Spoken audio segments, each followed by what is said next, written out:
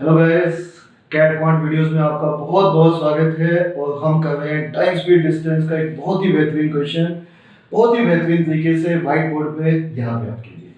To cars start at the same time from Agra and Banaras and proceed towards Banaras and Agra with speeds 48 and 60. They meet each other at Chandu Ka Dhaba along the way.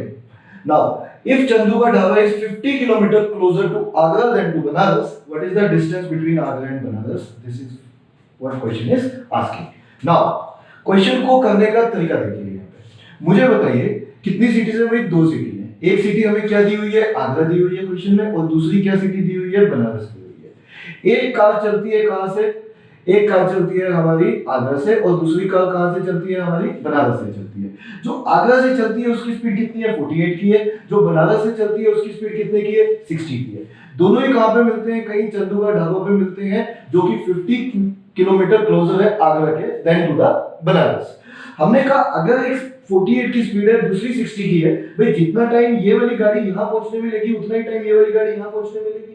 तो जो speed का ratio है वही उनका किसका हो जाना चाहिए? डिस्टेंस का रेशियो होना चाहिए। तो हम कहेंगे दोनों का डिस्टेंस भी 48:60 4:5 की रेशियो में होना चाहिए। इसका क्या मतलब है? इसका मतलब है अगर ये डिस्टेंस 4 है तो ये डिस्टेंस 5 होना चाहिए। और अब आपका क्वेश्चन देखिए कितनी आसानी से खत्म हो गया। मुझे बताइए 50 किलोमीटर जो क्लोजर है वो आगरा की है देन टू द बनारस। तो क्या मैं बोल सकता हूँ इन दोनों का जो डिफरेंस है दैट इज 1 इक्वल्स टू किसके इक्वल है? 50 किलोमीटर के। ये डिफरेंस 50 किलोमीटर दिया हुआ है और अपने से वैल्यू पूछा है टोटल 9 का। तो हम कहेंगे 9 किसके इक्वल है? 9 equals to 50 into 9 which is 450 kilometre. और यही क्वेश्चन का आंसर होना चाहिए और यही इस क्वेश्चन का आंसर होगा। ठीक है।